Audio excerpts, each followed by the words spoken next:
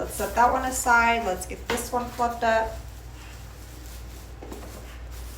And we're just gonna lay them on top and zip tie them together and kind of intertwine the pine needles.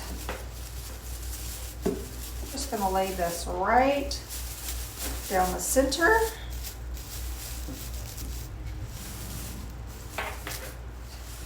Some of these together. And then I'll also zip tie it. Let me just get a couple of these tied.